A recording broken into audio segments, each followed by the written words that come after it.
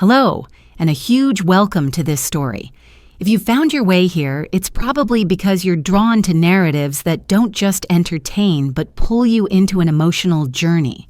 Stories that blur the line between the familiar and the unexpected, and stories that force you to think about how identity is shaped, broken, and sometimes reinvented in the unlikeliest of places. My name was Nathan, or at least that's what people called me. That name feels like a garment I once wore, something plain and functional but never truly mine. Today, when I hear it, it feels like a relic of another life, like a suit that no longer fits and gathers dust in the back of the closet. To explain how I arrived at this point, you first need to understand the life I once lived and how the quietest, most unremarkable existence can unravel into something utterly unrecognizable. Back then, I was the definition of invisible, an accountant, a man of numbers, predictable, quiet, and satisfied with being unseen. My life was a grid of spreadsheets, balance sheets, reconciliations, neat and orderly, all in black and white. Beige was my world, and I liked it that way. My office, however, was the opposite. It wasn't beige at all.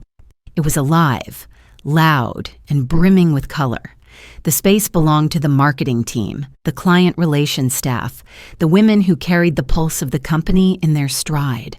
The air was filled with the sharp clack of heels striking tile, the swoosh of skirts brushing against legs, the buzz of laughter spilling from break room conversations. Perfume lingered in overlapping notes, like a kaleidoscope for the senses. And there I was, one of only 3 men in the entire department. The other 2 hid in the IT server room, that dark cave of humming machines and fried circuits. I sat in my corner, crunching numbers, a ghost in a world painted in bright color. But ghosts notice things. I may not have joined the chatter or leaned against the break room counter trading stories after hours, but my eyes recorded patterns, my mind cataloged details. It wasn't desire in the way people assume. It was observation, the accountant's instinct applied to the world of people instead of numbers. I noticed the angles of ankles as women walked past, the sharp line of calf muscles accentuated by heels. I noticed the light sheen of pantyhose, how 15 denier in a soft beige looked different from a 20 denier black, almost opaque, catching the fluorescent glow of the office lights differently. I noticed the elegance of posture, how fabric flowed, how textures spoke their own subtle language. I never thought of it as staring because I never lingered, just a glance here, a fleeting second there. Nothing more than the way you might appreciate the design of a building as you walk by. I thought no one noticed me, but ghosts, as it turns out, can be seen, and even haunted. The haunting arrived in the form of an email. The subject line was painfully formal, meeting request. The sender, Miss Sterling, the Director of Human Resources. If you've ever worked in an office, you know that sinking feeling when HR appears in your inbox. It's the adult equivalent of being summoned to the principal's office. No one ever gets called upstairs for good news. My stomach dropped as I read her name. I replayed every small misstep in my mind. Was I late last Tuesday? Did someone misinterpret a muttered comment? Was a decimal misplaced in my report? The walk to her office was torture. The elevator crawled upward, the cheerful music mocking my dread. The carpet felt like it was grabbing at my shoes, each step heavier than the last. By the time I reached the top floor, the knot in my stomach had turned into cold stone. Her office was exactly as you'd imagine for someone in her position. Minimalist, powerful, deliberately intimidating. A corner room with a wall of glass overlooking the city, a glass desk polished to a clinical shine, sharp angles, cold chrome, not a speck of clutter. It was a stage, and she was its star. Miss Sterling herself was every bit as commanding as her environment. Late 40s, elegant with her dark hair pulled into a severe, flawless twist. She wore a gray dress that radiated authority, its tailoring whispering of expense. And yet, What caught my eye, the detail that hooked me in an instant, were her legs. They were crossed at the knee, a sleek black heel dangling lightly from her foot, her legs encased in the sheerest pantyhose I had ever seen. They weren't just fabric. They were shadow, shimmer, and power, woven into nylon. My accountant's brain locked onto that detail before anything else. And then she spoke. "Close the door, Nathan." Her voice was calm, precise, as smooth as silk but edged with iron. I obeyed, the click of the latch echoing like a prison door sealing shut. She gestured to the chair opposite her desk, a hard, modern seat, intentionally uncomfortable. I sat down, already sweating, already exposed. She didn't speak immediately. She simply studied me, her gaze steady, unwavering, dissecting me without words. My palms grew slick, my throat dry. Then finally she pushed a slim manila folder across the desk toward me. "Do you know why you're here?" she asked. My heart lurched. I stammered about reports, performance, some possible error. She cut through my babbling with 3 words that froze me. "Open the folder." My hands trembled as I pulled it open. Inside, staring back at me, were photographs, grainy phone snapshots, 6 of them. Each one showed me at my desk, my gaze angled downward, always toward the legs of passing co-workers. Jessica from marketing in nude hose, Brenda, the receptionist, in thick support hose. Different women, different days, but always the same incriminating angle.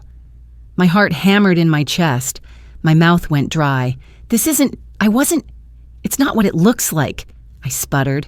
My voice sounded weak, defensive, like a guilty man in a courtroom. Her raised eyebrow sliced through my excuses. "Isn't it?" she countered. "Because from where I sit, it looks exactly like staring. It looks like a pattern. And that, Nathan, is the definition of a hostile work environment." The words struck like blows. Hostile environment. Lawsuit, termination, career, reputation. I could see it unraveling in front of me. The box of belongings carried out by security. The whispers. The legacy of being that guy, the office creep. I felt the walls closing in. My instinct was to beg, to plead, to explain. But her calm, unreadable face told me she already had the upper hand. She leaned back in her chair, her legs shifting, the nylon gleaming faintly under the lights. And then she did something that upended everything. She smiled. It wasn't kind, it wasn't forgiving. It was sharp, predatory, like a shark circling prey. "Ordinarily," she said, her tone turning conspiratorial. This would be grounds for immediate termination. She paused, letting the words sink like stones into my gut. Then she picked up a copy of the company dress code from her desk, flipping through it with deliberate care. "But I've been reviewing policies, specifically the section on attire. It's very detailed. Skirts, dresses, hosiery requirements. Fascinating document, really. Do you know what I noticed?" She leaned forward, locking her eyes onto mine. "It never specifies who must wear them." Her words didn't register at first. They seemed nonsensical, like a riddle with no answer. My confusion must have shown because her smile deepened. "You have a fascination with legs, with hosiery. It distracts you. So I've devised a solution, a way for you to keep your job, and for me to ensure compliance." She reached into her desk and slid another package across to me. My eyes dropped to it. Pantyhose, a brand I recognized from store shelves. Color, nude gleam. "Here is your choice," she said, her voice soft but unyielding. "You can leave this office right now, and you and I both know how that ends. Suspension, investigation, termination, or you can put these on, right now, under your trousers, and we will consider the matter resolved." Time stopped. My mind reeled. This was absurd, surreal, some twisted game. But the photos in that folder, the word lawsuit still ringing in my ears, the absolute certainty in her eyes, they pinned me in place. She had me and she knew it. "Here?" I whispered, my voice barely audible. "Of course, here," she replied, gesturing toward a small private bathroom tucked into the corner of her office. "I need to ensure compliance." Her calm tone left no room for argument. I was trapped. The ghost had been caught, and there was no escape.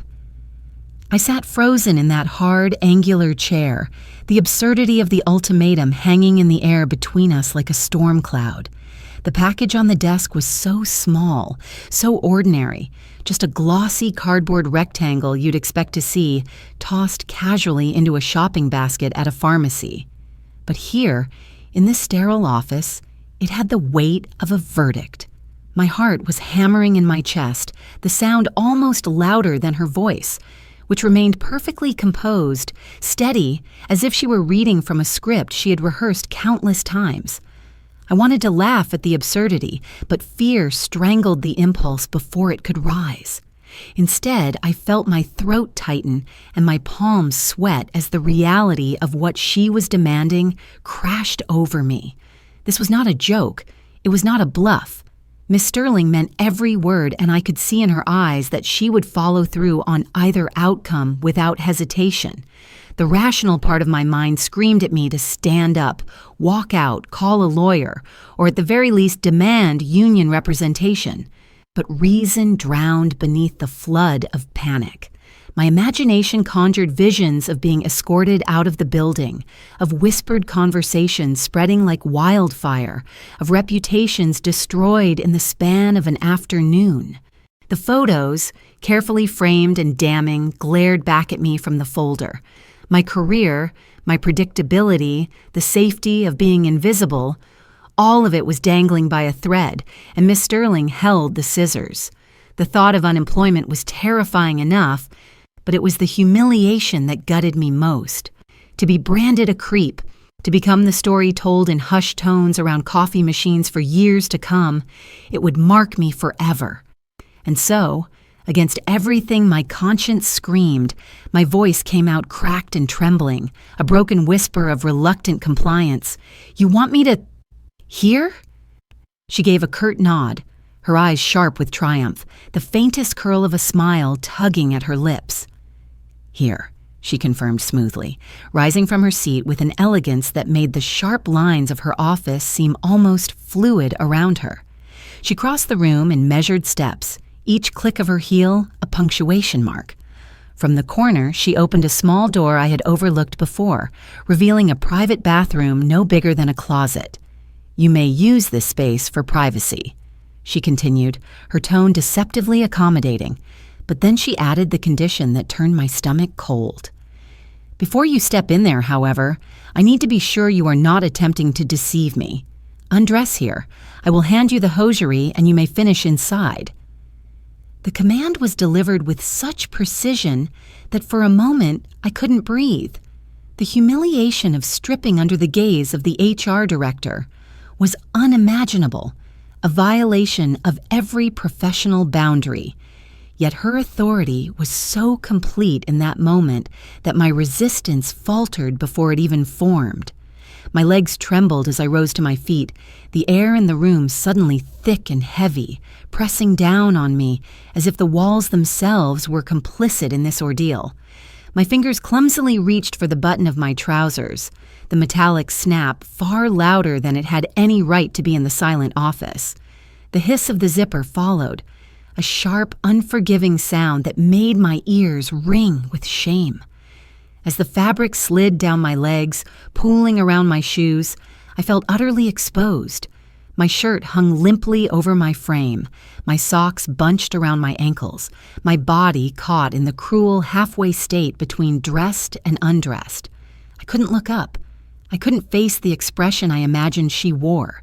Instead, my eyes locked on the gray carpet, its fibers suddenly the most fascinating texture in the world. My skin prickled under the chill of the office air, and in that vulnerable moment I felt more like a prisoner than an employee. She made no comment, no acknowledgement of my shame, and that silence was worse than any ridicule. It meant this wasn't about embarrassment for its own sake. It was about power, control, and her absolute certainty that I would submit. With deliberate slowness, she tore open the package, the thin cardboard splitting under the edge of her manicured nail. She drew out the contents, a delicate bundle of sheer nylon so insubstantial it seemed to weigh nothing at all. The sound it made as she unfurled it, a soft, whispering rustle, was like nothing I had ever heard before, intimate and alien. She extended it toward me without ceremony, her hand steady, her gaze unyielding. "Here," she said, her voice dropping into a near whisper that seemed to curl around me like smoke. "Put them on, then return." I took the hosiery from her hand with trembling fingers. The material was impossibly soft, sliding against my skin with the faintest static cling. Clutching it to my chest, I shuffled awkwardly into the bathroom, closing the door behind me with a click that echoed in my ears like a gavel striking wood. Inside, the space was small, lined with clinical white tiles, the kind of room designed for efficiency, not comfort. A single mirror hung over the sink, and for the first time, I caught sight of myself. My reflection was pale, nervous, my hair clinging to my forehead with sweat. I looked like a man being marched to the gallows. I sank onto the small bench in the corner, the hosiery still clutched in my hands, the nylon shimmering faintly under the harsh, fluorescent light. The act of dressing had always been mundane, automatic. Slacks, shirt, tie, shoes, the uniform of routine. But now, each step was freighted with significance, as though the thin fabric I was about to pull over my legs carried the power to reshape who I was. I hesitated for a long moment, staring at the delicate weave, my mind shouting at me to resist, to throw them into the sink, to walk out and face whatever consequences awaited. But then I remembered the folder, the photos, the word lawsuit hanging like a guillotine over my life. My hands moved before my courage could fail again. I rolled the hosiery between my fingers, creating a soft nylon ring. Following some instinct I didn't know I possessed, I slipped my right foot into the opening, guiding my toes carefully through. The sensation was immediate and startling. The fabric was cool, impossibly smooth, sliding up my calf with a gentle cling. It was like being wrapped in liquid shadow, an embrace that both comforted and confined. My breath caught as the nylon stretched higher, over my knee, snugging around my thigh. I repeated the process with my left leg, the act becoming slightly easier, though no less surreal. The stockings whispered against my skin with every motion, a sound that seemed magnified in the sterile silence of the bathroom. When both legs were encased, I tugged the waistband higher, the reinforced top tightening around my waist with a firm elasticity. It was snug, constricting, a second skin that both concealed and revealed. I stood slowly, facing the mirror, my reflection transformed in a way I could barely process. My legs, once covered in coarse hair, were now muted beneath the sheer fabric, their shapes smoothed and altered. The shimmer of light across the nylon was hypnotic, foreign, impossible to ignore. My heart raced, my cheeks flushed, and an inexplicable cocktail of humiliation and curiosity churned in my chest. For a long time, I just stood there, staring, unable to reconcile the image before me with the man I believed myself to be. The fabric clung to every contour, making me feel simultaneously exposed and disguised. The sensation was unlike anything I had ever experienced, and I hated myself for noticing the subtle thrill buried beneath the shame. Finally, with trembling fingers, I pulled my trousers back on, the wool scratching against the delicate nylon, amplifying every movement into a constant reminder. My legs felt alien, encased in a secret no one could see, yet one I could never forget.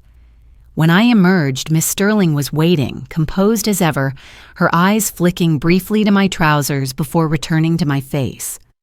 "There," she said softly, almost approvingly. "That wasn't so difficult, was it?" I didn't answer. Words felt impossible. She gestured back toward the chair, and I sat obediently, the nylon whispering beneath the fabric of my slacks as I moved. She leaned forward slightly, her gaze steady and unreadable.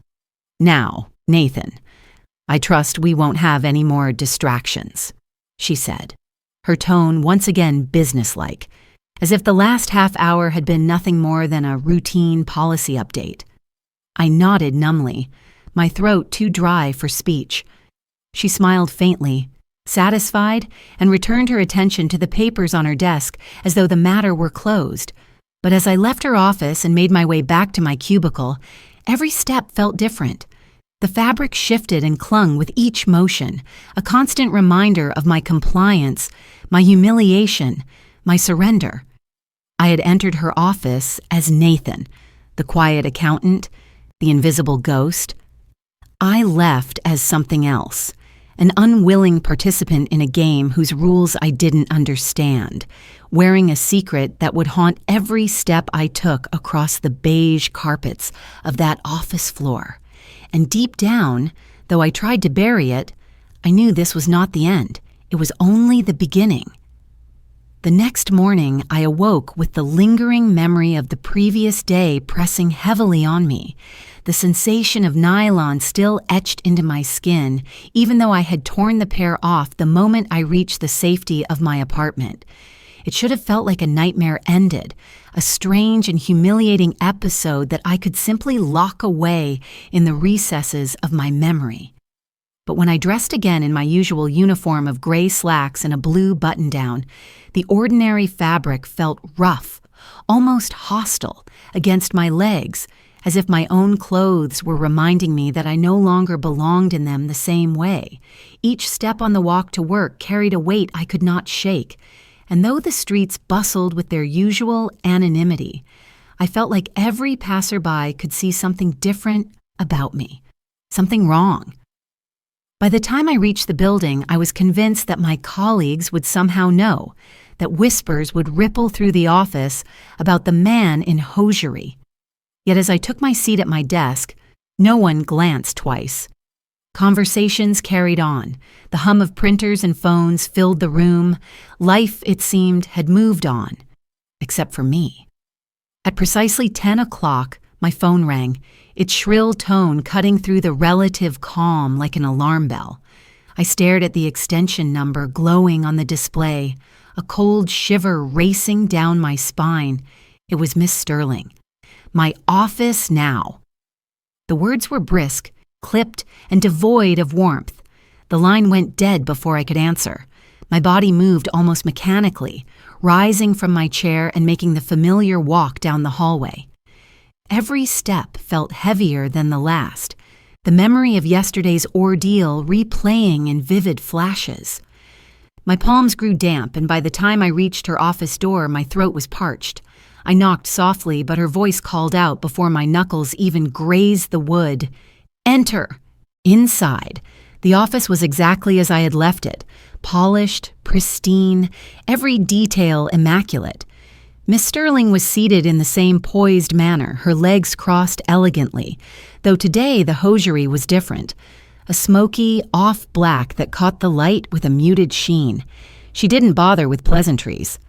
Her gaze dropped deliberately to my trousers, then rose to meet my eyes with calculated precision. "Your trousers, Nathan," she said evenly, "are unprofessional." For a moment, I was too stunned to reply. Sure, I had misheard her. I stammered out a protest, pointing out that my attire was perfectly within the dress code, standard issue for any man in the office. But her correction was swift and merciless. They were. Until yesterday. Before I could piece together her meaning, she rose with graceful authority and walked to a tall, narrow closet I hadn't noticed before. Opening it, she revealed a small but curated collection of garments. She pulled out a simple black pencil skirt, its fabric sleek and structured, holding it up in front of her as though presenting evidence. "This," she declared, "is a more appropriate solution. Trousers, you see, bunch and snag over hosiery, creating a rumpled, careless look. A skirt, however, allows the line of the leg to remain smooth, uninterrupted, professional." She placed deliberate emphasis on that last word, as if daring me to challenge her definition. I stared at the garment in disbelief, my mouth opening but producing no sound. A skirt. The word alone sent a fresh wave of panic flooding through me. "You can't be serious," I finally managed to whisper, but her raised eyebrow and the faint smirk playing on her lips told me all I needed to know.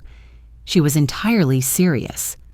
"The choice is yours," she replied coolly, gesturing toward the still visible folder of photographs resting on her desk like a loaded weapon. Suspension, termination, and the inevitable consequences, or compliance. Her voice softened, but the steel beneath it was unmistakable. "Put it on." Something inside me sagged in that moment, the last fragile threads of resistance snapping under the relentless pressure of her authority. My fingers fumbled with my belt, loosening the trousers I had so stubbornly believed would shield me. As I slid them down, the same shame that had consumed me the day before returned, though now it was mingled with a strange resignation. This was no longer a singular humiliation. This was becoming a pattern, a new reality being constructed around me piece by piece, with Miss Sterling as the architect. She handed me the skirt with an almost ceremonial air, and I took it with hands that shook so badly I nearly dropped it. The fabric was cool, heavy, and unnervingly elegant. I stepped into it, tugging it upward until it caught on my hips. For a brief moment, I thought I had found salvation in its refusal to fit. The waistband clung tightly just below my waist, the material straining against the difference in my frame. "It doesn't fit," I said quickly, desperate, hoping this technicality would spare me. But she only moved closer, her presence overwhelming, her voice a low purr. "Nonsense. You just need a little help." Her hands settled firmly on my waist, her fingers pressing in with unsettling familiarity as she maneuvered the fabric upward. With practiced strength, she slid the skirt into place, tugging it high over my hips until it settled snugly around my waistline. The sensation was suffocating. The skirt was tighter than anything I had ever worn, hugging my thighs and backside in ways that left nothing to the imagination. The hem stopped just at the knees, cutting off the comfort of anonymity that trousers had always provided. My legs, now encased in the nylon she insisted upon, were on display in a way that felt both alien and unforgiving. She stepped back, her eyes scanning me with a critic's satisfaction, before pronouncing softly, "Perfect." The word reverberated in the silence of the office like a gavel striking wood. But she wasn't finished. Returning to the closet, she retrieved a pair of plain black pumps, simple, professional, but undeniably feminine, their modest 3-inch heels far taller than anything my feet had ever balanced upon. Holding them out, she remarked matter-of-factly, "Your shoes are no longer appropriate. These will complete the look." My heart dropped as I shook my head, the words tumbling out desperately. "I can't. I'll break my ankle." Her chuckle was low and almost indulgent. "Don't be dramatic. They're not stilettos. They're practical business heels. Now sit." Like a marionette, I obeyed, lowering myself into the chair as she knelt to remove my sensible dress shoes. She examined my foot, her touch clinical, almost detached, before sliding it into the first pump. The leather resisted, the fit painfully snug, but after some pressure, it yielded. She repeated the process with the other shoe, then rose and instructed me to stand. The moment I did, my ankles wobbled, my body swaying precariously as if the ground itself had shifted. She watched with a faint amused smile as I staggered a few tentative steps, the sound of the heels clacking against the floor sharp and foreign. Each movement was a battle for balance, my legs awkwardly adjusting to the new rhythm. She directed me toward the full-length mirror mounted on the closet door. Each step was a perilous negotiation, the heels forcing my posture upright, my stride shortened, my center of gravity displaced. When I finally reached the mirror and raised my eyes, the sight that greeted me stole the breath from my lungs. I had expected ridicule reflected back, a man in borrowed clothes, a grotesque caricature. But what I saw was something else entirely. The skirt's lines created a silhouette unexpectedly sleek. The hosiery smoothed the unevenness of my legs, their sheen catching the light with an almost graceful effect. The heels, though tortuous, straightened my back and tilted my frame into a posture I had never known. It was wrong. Completely, profoundly wrong. And yet, there was something unsettlingly cohesive about the image. Not beautiful, not comfortable, but not entirely ridiculous either. My pulse thundered in my ears as shame and fear wrestled with a treacherous flicker of fascination. Behind me, her voice softened into a whisper. Professional. The word cut through the turmoil in my head, anchoring me once again to her authority. I tore my gaze from the mirror, unable to endure the reflection any longer. The walk back to my cubicle was excruciating. Every click of the heels echoed down the corridor like a proclamation, announcing my transformation to the world. I kept my eyes fixed on the carpet, praying not to stumble, praying not to meet anyone's gaze. Yet whispers began almost instantly. A stifled giggle from one corner, a hushed murmur from another. I sank into my chair as quickly as possible, tucking my feet beneath the desk in a vain attempt to hide the evidence. The humiliation burned through me, hot and unrelenting. I wanted nothing more than to disappear, to vanish into the numbers on my screen, but the fabric clinging to my legs and the squeeze of the skirt refused to let me forget. And then, something unexpected happened. As colleagues passed by, their reactions were not uniform ridicule. Jessica from marketing, always quick with her observations, did a double take and smirked before hurrying on, clearly eager to share the spectacle with others. But Brenda, the older receptionist, simply delivered a stack of papers and after a glance at my legs, remarked evenly, "You wear that shade of hosiery better than I do. My legs are too pale for it." She walked away without a trace of mockery, leaving me stunned. Her words weren't meant as encouragement, nor were they cruel. They were simply matter of fact. And in that simplicity, a seed of something unfamiliar stirred inside me. For the rest of the day, I found myself stealing furtive glances at my reflection in the dark screen of my monitor, seeing not just the shame of my predicament, but also the strange cohesion of the image. The skirt smoothed my frame, the heels forced me upright. The hosiery lent a uniformity to my skin I had never noticed before. The shame remained, heavy and suffocating, but beneath it, a sliver of reluctant curiosity began to take root. Miss Sterling, I realized with dawning unease, was not improvising. She was cultivating. Each decision was deliberate, each step another piece of a design only she could fully see. And I, unwilling though I was, had become her project.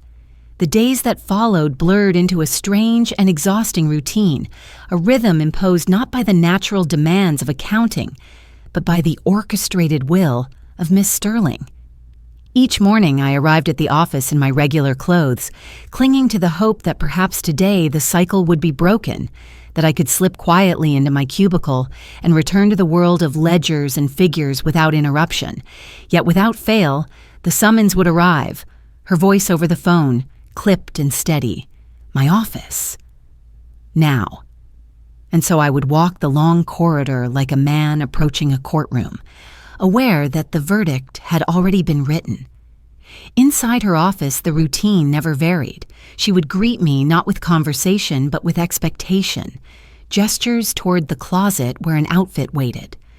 Sometimes it was the same black pencil skirt as before, other times a variation, a navy piece or a charcoal gray, each one immaculately pressed, each one calculated to remind me that my old uniform was gone. The pumps never changed, nor did the hosiery. These were constants, anchors in the growing strangeness of my new reality. What unsettled me most was how quickly my body began to adapt. The first few days, every step in heels felt like a precarious negotiation, my ankles wobbling, my stride broken, but repetition is a merciless teacher. Within a week, I learned to adjust my balance, to take smaller steps, to place my weight carefully on the balls of my feet. The awkward stumbles became less frequent, replaced by something approaching competence. My reflection in the mirror each morning revealed the changes. My posture straighter, my gait smoother, my movements gradually shedding the clumsy resistance of a man forced into borrowed attire. The shame was still there, raw and unrelenting, but it was now accompanied by the creeping horror of familiarity. What once felt like punishment was settling into the grooves of habit, and habit, I feared, could harden into identity. The office, too, adjusted. After the initial whispers and sidelong glances, the novelty of my altered presentation seemed to fade. People became accustomed to the sight of me crossing the floor in a skirt and heels, their reactions less shock than weary amusement or quiet acceptance. Jessica from marketing still smirked when our paths crossed, her eyes twinkling with private jokes I could never hear, but her sharp laughter eventually softened into a sort of indulgent tolerance. The younger interns, at first openly fascinated, began to treat me less as an oddity and more as part of their circle, dropping casual comments about the color of my hosiery or adjusting the line of my skirt as if it were the most natural thing in the world. Brenda, steady as always, offered the occasional practical remark, delivered with the same frankness she used when discussing filing systems or supply shortages. Slowly, imperceptibly, I was being absorbed into their world, not as Nathan the accountant, but as something adjacent, something reshaped by their gaze. Yet Miss Sterling was never satisfied with stagnation. For her, this was not merely about humiliation or compliance, it was about progression, each step building upon the last in a deliberate architecture of transformation. One evening, as I prepared to leave, the phone rang once more. Her voice summoned me with the same economy of words, but when I entered her office this time, the atmosphere was different. The sun had already dipped low, casting warm amber light across her glass desk. A bottle of wine rested uncorked, 2 glasses beside it. "Sit," she instructed, but her tone was softer, less commanding, as if this were not a reprimand but a consultation. She poured the wine with practiced elegance, sliding a glass toward me. "Your presentation," she began, "is still lacking." I blinked, confused, certain she referred to my reports or charts, but her eyes traveled over me, assessing not my numbers but my appearance. "The bottom half is adequate," she said clinically, "but the top half, your hands, your face, your posture, remains unresolved. There is a dissonance." My stomach clenched as the meaning settled in. She wasn't talking about performance metrics. She was talking about me. My instinct was to protest, to draw some line, but she pressed forward, retrieving a small case from her drawer. It was a manicure kit, gleaming tools neatly arranged in velvet lining. "Professional hands," she said, taking mine gently but firmly, "are a necessity." The process was meticulous. She clipped and filed my nails, shaping them with quiet precision. Her touch was gentle, almost soothing, yet the intimacy of the act rattled me. I sat frozen as she pushed back my cuticles, massaged lotion into my knuckles, then opened a small bottle of pale, translucent polish. "Just a healthy sheen," she murmured, as if coaxing me through the moment. The brush glided smoothly, leaving a glossy finish that caught the fading sunlight with every movement of my fingers. When she finished, she held my hand up for inspection, her eyes glinting with satisfaction. "Better," she pronounced softly, releasing me only to retrieve a small makeup bag. Panic surged anew. "Miss Sterling," I began, but she hushed me with a look that brooked no resistance. "This is corrective," she explained, her tone soothing but firm. "Nothing dramatic, just evening out your skin tone. Office lighting is cruel, Nathan. You deserve better." Before I could summon the will to resist, she dabbed foundation onto a sponge, applying it in smooth, circular motions across my face. The sensation was cold, unfamiliar, yet strangely hypnotic as she blended carefully, her focus unbreakable. A light dusting of powder followed, then the faintest brush of clear mascara across my lashes. Her commentary was clinical. My jawline was strong, my lashes unusually long for a man. Each observation, framed as a compliment, chipped away at my resistance. By the time she set the tools aside, the mirror revealed a face subtly but unmistakably altered. The changes were not dramatic, yet the softening effect was undeniable. My reflection no longer seemed entirely my own. I tried to speak, to push back, but she had already moved to the closet, producing something that made my stomach drop. A delicate lace bralette, its straps gossamer, its cups structured with quiet defiance. Posture, she explained calmly, is key to a professional image. This will help. Her command was sharp. Shirt off. Numbly, I obeyed, unbuttoning my shirt with fingers that felt clumsy under the sheen of their new polish. The bralette slid over my shoulders with a whisper of fabric, its lace both soft and scratchy against my skin. She fastened the hooks at my back, the band tightening around my chest. The sensation was alien, impossible to ignore, a constant pressure reshaping the way I stood, the way I breathed. Then, as if to complete the illusion, she produced 2 silicone pads, small teardrop shapes that she pressed firmly beneath the lace. Their weight was subtle, yet transformative, creating a curve where there had been none. I gasped, a pathetic sound that betrayed my complete disorientation. Tears pricked at the corners of my eyes as the cumulative weight of it all crashed down, the skirt hugging my legs, the heels altering my balance, the sheen of polish on my nails, the faint mask of foundation, the band of lace across my chest, and now the foreign weight pulling at me with every breath. It was too much, too fast, too complete. Miss Sterling stepped close, her hand lifting my chin so that my eyes met hers. "Do you want to stop?" she whispered, her voice low, dangerous. In that moment, escape hovered in front of me like a door left ajar. I could have said yes, could have ended it all, could have faced whatever storm followed, but hesitation betrayed me. My silence, my faltering, my fear. It was all the answer she needed. Her smile widened slowly, triumph radiating from her in waves. She released my chin, retrieved her phone, and without hesitation snapped a photo. The flash seared my vision, capturing forever the image of me standing there, made up, bralette-clad, silicone curves beneath lace, every trace of resistance eclipsed by compliance. "For HR records," she said lightly, her voice dripping with satisfaction. I was hollowed out in that moment, a shell rebuilt in her design, bound not only by fabric but by the knowledge that she now held evidence that could destroy me utterly. I dressed again in silence, buttoning my shirt with trembling hands, the fabric draping differently now over the new contours of my chest. Each movement felt alien, each breath tight. When I left her office, I no longer felt like a man in borrowed clothes. I felt like something else entirely, something being dismantled and rebuilt in her image, piece by meticulous piece. And as I walked back to my cubicle, the click of my heels punctuating the silence of the hallway, I realized with dawning dread that I was no longer merely wearing a disguise. The disguise was beginning to wear me. By Monday morning, I had convinced myself that perhaps the storm had passed, that maybe Miss Sterling had made her point and would allow me to retreat into the quiet safety of numbers once more.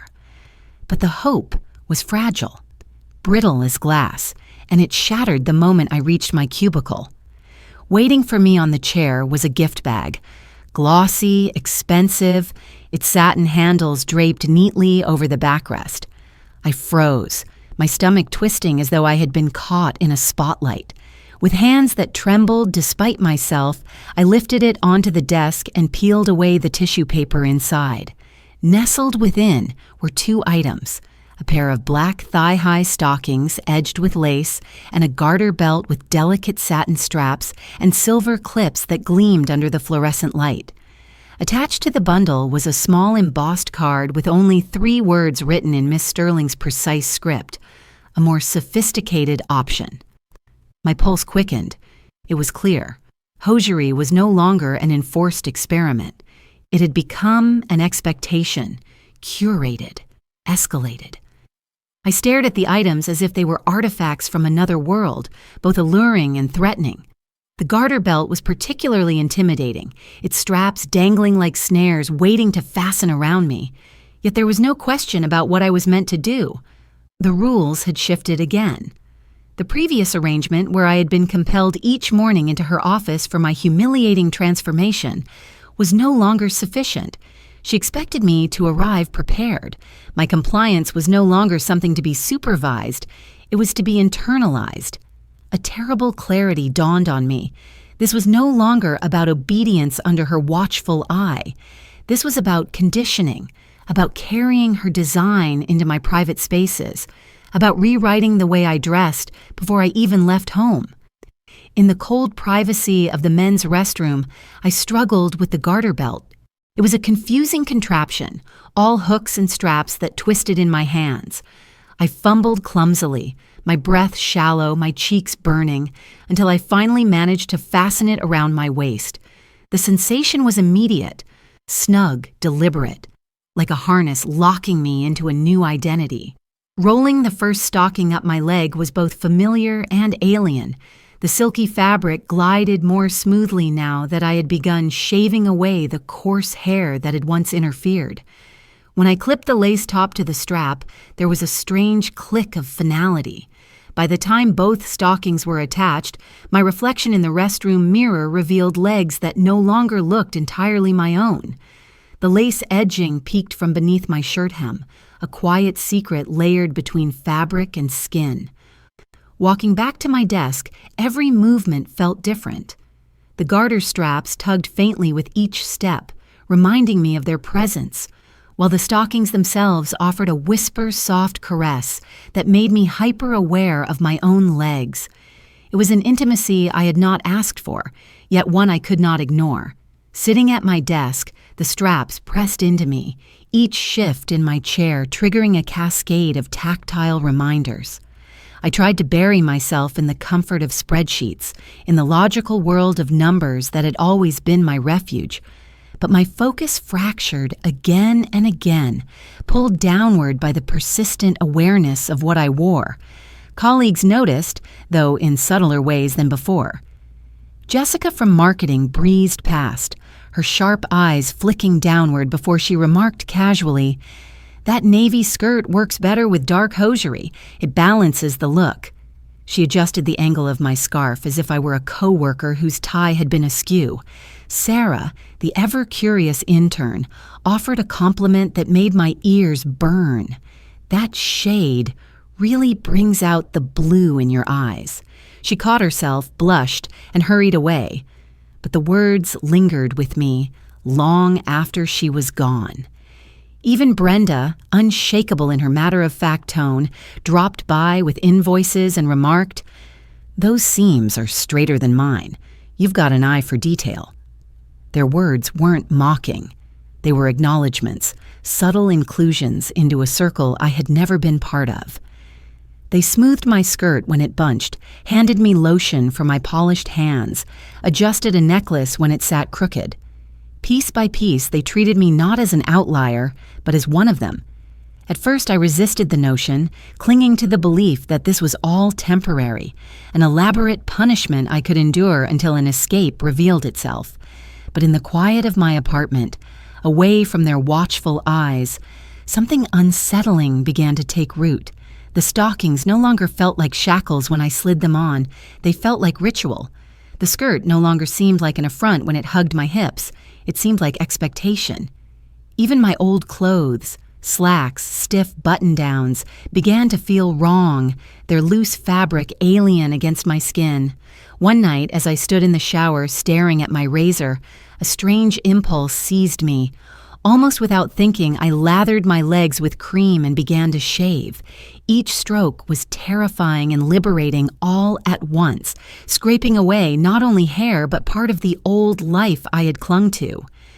When I stepped out of the shower and applied lotion to my newly smooth skin, the sensation was electric.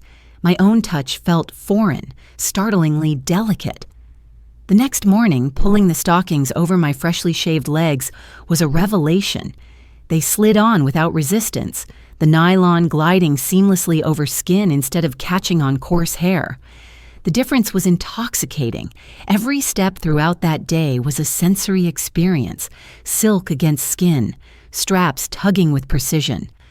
I found myself crossing and uncrossing my legs beneath the desk, not out of discomfort, but to feel the glide of fabric anew. The shame was still there, heavy as always, but it was joined now by something else, something dangerously close to pleasure, and it terrified me. Miss Sterling, of course, noticed immediately. She summoned me at the end of the day, her eyes scanning my legs with satisfaction as I stood in her office. "Smooth," she observed softly, her voice a low hum of approval. She poured 2 glasses of wine, sliding one toward me with the ease of a mentor rather than the menace of a captor. "Your focus has improved. The quarterly reports were flawless." I stared at the glass, unsure whether to drink, but she sipped hers and continued with quiet confidence. "I knew from the first day that you would love this," she said, her gaze never wavering. It was never about staring at others, Nathan. It was about longing, for structure, for beauty, for permission. Her words struck like an arrow because, deep down, I knew she was right. I wanted to deny it, to insist that this was all coercion, that I remained a prisoner. But the truth gnawed at me. I had begun to crave the rituals she imposed, the stockings, the skirt, the polish.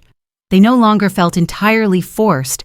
They had become part of me, or rather, a version of me I had never allowed myself to explore. And in that terrifying realization, I felt both trapped and liberated. Miss Sterling leaned closer, her perfume curling around me, her voice soft but insistent. "You don't have to say it. I see it in your eyes. You're not resisting anymore. You're learning." That night, I lay awake in bed, staring at the ceiling, my mind a whirlwind of confusion. I replayed her words, the approving nods from my co-workers, the glide of silk on my skin. Shame and curiosity battled within me, each one gaining ground only to be pulled back by the other. I had thought compliance was survival, a desperate strategy to protect my job, but now I wondered if it had become something else, if piece by piece I was surrendering, not because I had to, but because part of me wanted to. And that possibility was more frightening than any ultimatum she had ever given. The announcement came in the form of a bland corporate email, its subject line sterile yet foreboding. Notice: corporate audit and on-site evaluation. Most of the office groaned, the kind of collective exasperation that accompanies news of additional work, longer hours, and the scrutiny of distant executives. But for me, the words might as well have been written in fire across the screen. An audit meant inspectors from the head office, strangers with sharp eyes and sharper suits, people outside the carefully controlled ecosystem Miss Sterling had built. Panic bloomed in me instantly. For weeks, I had been living inside the world she curated. Skirts, stockings, polished nails, a face softened by her meticulous hand. But that world was fragile, constructed within the walls of this branch. The idea of exposing it to outsiders felt like standing in front of a firing squad. They would never understand. They would see not discipline but deviation, not professionalism but a lawsuit waiting to happen. For days, I lived in a haze of anxiety. Each click of my heels across the floor sounded like a countdown, every glance in the mirror a reminder of the masquerade I could not sustain under corporate scrutiny. Numbers and reports blurred in front of me, my concentration shattered by the looming certainty that exposure was inevitable. I rehearsed scenarios in my head, being marched into a conference room grilled by humorless executives, asked to explain why an accountant was parading through the office in skirts and garters. I imagined the cold words, "termination for cause," etched into a file that would follow me for the rest of my life. The thought was unbearable. And yet there seemed no escape. At last, desperation drove me to confront Miss Sterling. I found her in her office, calm as ever, reviewing a set of architectural floor plans as though nothing of consequence loomed on the horizon. My voice shook as I blurted out the fear that had been gnawing at me. What am I supposed to do when they come? They'll see me. They'll see this. I gestured helplessly at myself. The pleated skirt, the silk blouse, the polish, still faintly gleaming on my nails. They'll fire me. They'll fire you. This whole thing will collapse. For the first time, I saw her look up with something like amusement flickering in her eyes. She rose from her chair and crossed the room with slow, deliberate steps, opening the tall closet that had become the wardrobe of my undoing. But this time, it was different. The small collection of skirts and blouses was gone. In their place hung a single outfit carefully chosen, a deep burgundy wrap dress, tailored and conservative yet undeniably elegant, accompanied by a matching blazer and a box containing new nude pumps, slightly more refined than the sturdy heels I had worn before. Her voice was calm, unyielding. "You're right, Nathan. They wouldn't understand an accountant in a skirt, but they will be impressed by a senior accountant who is polished, professional, and exemplary. They will meet Natasha." The name hung in the air between us, foreign and magnetic. Natasha. It rolled off her tongue with finality, a christening, a declaration that the ghost of Nathan was already fading. My heart pounded as the weight of it settled in. She was no longer content with curating my attire. She had now bestowed upon me a new identity, complete, undeniable, and terrifying. The morning of the visit, I arrived before dawn, the office eerily quiet, its fluorescent lights humming faintly in the stillness.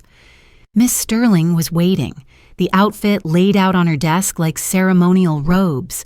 Next to it sat a makeup kit more expansive than any she had used before, and a box whose contents I had yet to see.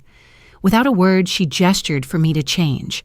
The burgundy dress slid over my body with disarming ease, the fabric soft yet commanding, its lines flattering in a way that seemed impossible. The blazer added structure, authority, an outer layer of composure to mask the turmoil beneath. The new pumps elevated me both physically and symbolically. I found I could walk in them with a confidence that startled me, my body no longer fighting the height but flowing with it. Then came the makeup. For nearly an hour, she worked with the precision of an artist, her hands steady, her focus absolute. Foundation smoothed away the last traces of Nathan. Concealer erased shadows. Contour softened the angles of my jaw. She brushed mauve across my eyelids, traced a fine line of black along my lashes, added 2 coats of mascara that lengthened and darkened until my eyes seemed to belong to someone else entirely. A neutral rosewood lipstick completed the look, understated yet definitive. When she finally stepped back, I hardly recognized the reflection staring back at me. The face was professional, poised, distinctly feminine, and utterly convincing. And then she opened the box. Inside rested a wig mounted on a mannequin head, a sleek bob of dark brown hair, cut just to the jawline, parted elegantly to one side. She lifted it with care, fitted it snugly over my cropped hair, adjusted it until it framed my face flawlessly. With a final touch, she clasped a simple pearl necklace around my throat. "Now," she said softly, almost reverently, "go look." I turned toward the mirror, my pulse thundering in my ears. What I saw nearly buckled my knees. Nathan was gone. The reflection was Natasha. her hair sleek, her makeup polished, her dress professional and commanding, her posture straightened by the cut of the blazer and the tilt of the pumps. This was not a man in costume. This was a woman, poised, assured, ready to face auditors not as a curiosity, but as a representative of the company's strength. A calmness washed over me, eerie in its clarity. For the first time in weeks, I felt not panic, but a strange, unnerving rightness. The inspectors arrived mid-morning, 3 of them, 2 men and a woman, all clad in sharp suits, their expressions a mix of skepticism and calculation. Miss Sterling greeted them with flawless composure, her hand gestures crisp, her voice measured. When she introduced me, she did so without hesitation. "This is Natasha, one of our top senior accountants. She has been an invaluable asset to the team." I extended my hand, manicured and steady, and they shook it without question. "A pleasure to meet you," one of them said, the name Natasha rolling easily from his tongue as though it had always been mine. The day unfolded in a blur of presentations, financial reports, and pointed questions. I spoke with clarity, my voice softer, higher, just as Miss Sterling had trained me. I walked them through spreadsheets, my fingers pointing out data with confidence I hadn't known I possessed. They nodded, impressed, praising my precision, my attention to detail. I found myself slipping naturally into the role, crossing my legs as I sat, smoothing my skirt without conscious thought, carrying myself with a composure that felt less like acting and more like being. With each passing hour, the boundary between Nathan and Natasha blurred further, until I could no longer tell where one ended and the other began. The final test came in the afternoon, when Miss Sterling led me subtly toward the women's restroom. It was empty, the scent of floral air freshener lingering in the air. She stood beside me before the mirror, her reflection strong and assured, mine tentative, but undeniable. "Look," she whispered, her voice low and commanding. "Who do you see?" My eyes lingered on the reflection, hair sleek, makeup perfect, pearls gleaming, dress tailored. I didn't see a disguise. I saw a woman. My lips parted, and the words escaped softly but firmly. "I see Natasha." A smile spread slowly across her face, the smile of triumph, of a plan fulfilled. When the inspectors finally departed, offering glowing praise for the branch's performance and professionalism, the adrenaline drained from me, leaving a hollow lightness in its place. Back in her office, the city lights twinkling through the windows, Miss Sterling stood behind me, her hands resting firmly on my shoulders. Without a word, she reached down, found the zipper at the side of my dress, and slowly pulled it down. The sound was shockingly loud in the quiet room, final and irreversible. "You're mine now," she murmured, her voice low, satisfied, and possessive. "And you love it." It wasn't a question. It was a statement of fact, a truth she knew as deeply as I did. And though my voice was barely more than a whisper, trembling with fear and surrender, I gave the only answer possible: yes. That single word sealed everything. Natasha was no longer a performance. She was no longer a mask. She was me. And Nathan, the quiet accountant who once hid behind spreadsheets and silence, was nothing more than a ghost. Weeks passed after the audit, and the office returned to its familiar hum, though for me, nothing would ever again be ordinary. The inspectors had departed with glowing reviews, Miss Sterling had basked in their praise, and Natasha, the professional, polished woman who had stepped forward to greet them, remained behind when Nathan faded into the shadows. I sat in my new, larger cubicle, a small but significant symbol of promotion, dressed each day in outfits curated for me with precise attention to detail. The wardrobe Miss Sterling once kept hidden in her office closet had been relocated entirely into my life, hanging in my own apartment as though it had always belonged there. My mornings were now spent not in hurried masculine rituals of buttoning a shirt and tugging on slacks, but in careful selection of dresses, skirts, hosiery, and jewelry, each piece a deliberate choice in crafting the polished facade of Natasha. The motions, once humiliations forced upon me, had become rituals I performed almost instinctively. My hands reached for stockings before I realized my fingers clipped earrings into place with the same thoughtless rhythm once reserved for tying a necktie. Yet beneath the calm surface, a strange unease simmered.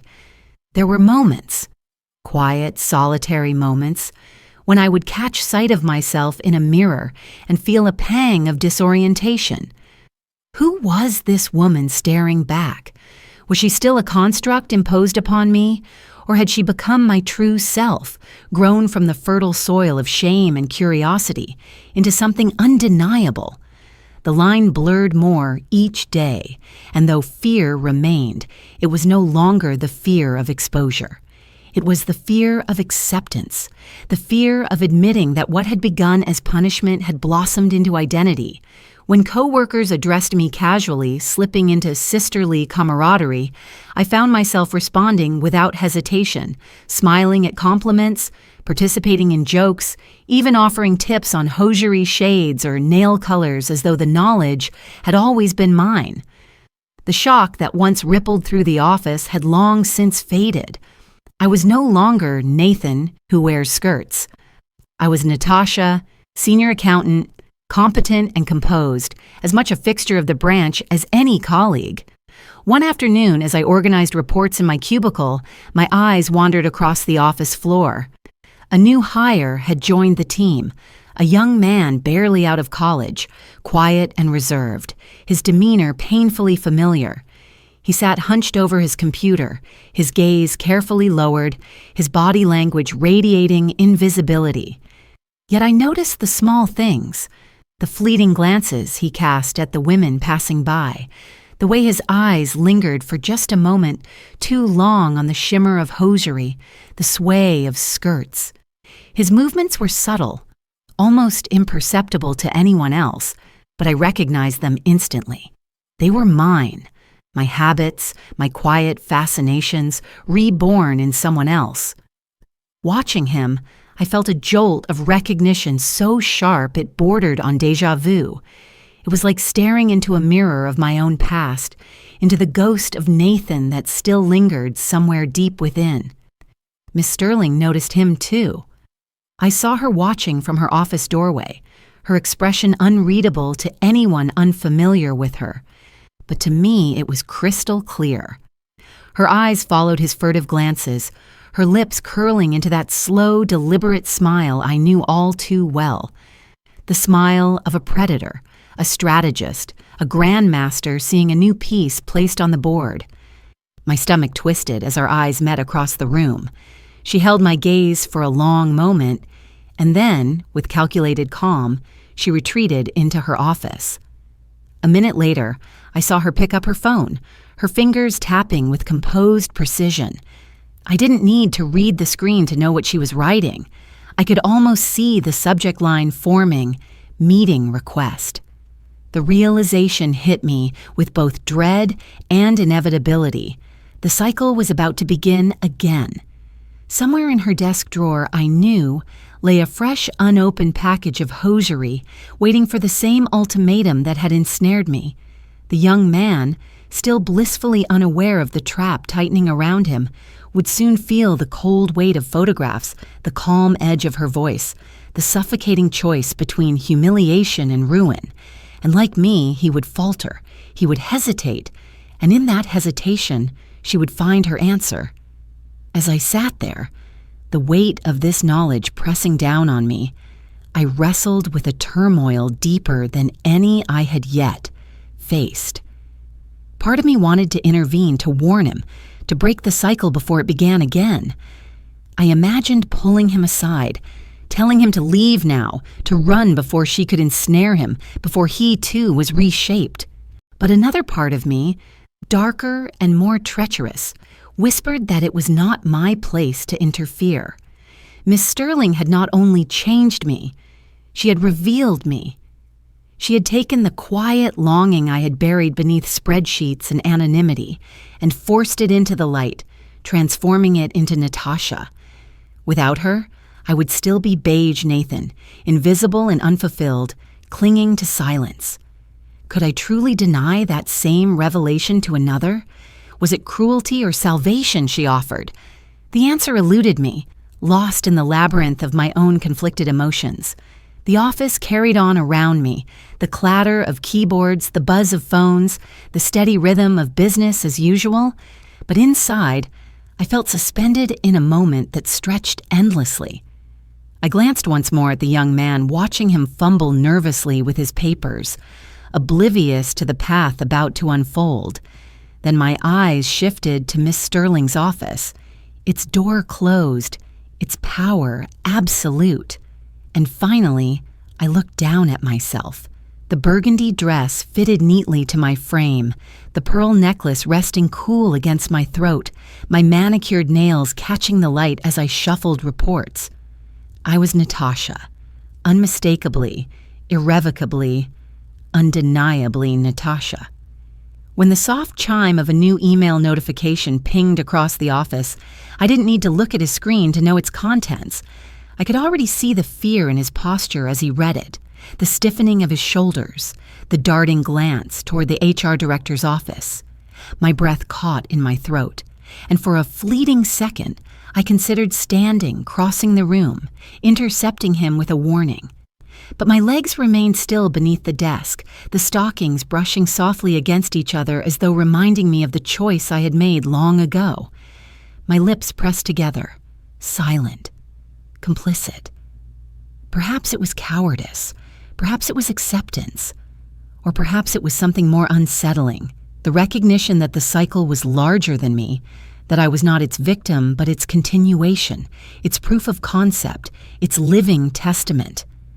As he rose reluctantly from his chair and began the long walk toward her office, I felt a shiver run through me. I knew what awaited him. I knew the humiliation, the panic, the strange thrill, the inevitable surrender. And I knew, too, that one day he might sit in my place, dressed not as the ghost he once was, but as someone new, someone sculpted by her relentless will. I turned back to my work, forcing my focus onto the rows of numbers before me.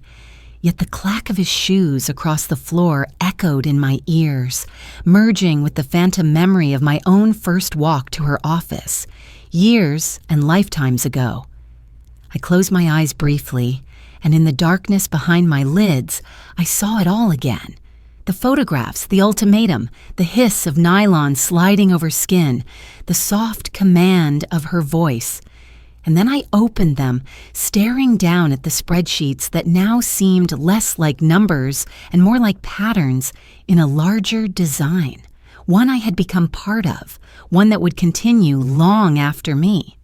The cycle had begun again, and whether I liked it or not, I was no longer outside it. I was its proof, its precedent, its polished success story. I was Natasha, and Natasha no longer belonged only to herself. She belonged to the cycle, to the story, to Miss Sterling. And as the young man disappeared into her office, the door clicking shut behind him, I knew with absolute certainty that the ghost of Nathan was gone forever, and in his place stood only the woman who had emerged from silk, lace, and inevitability. The wheel would keep turning. The story would never end.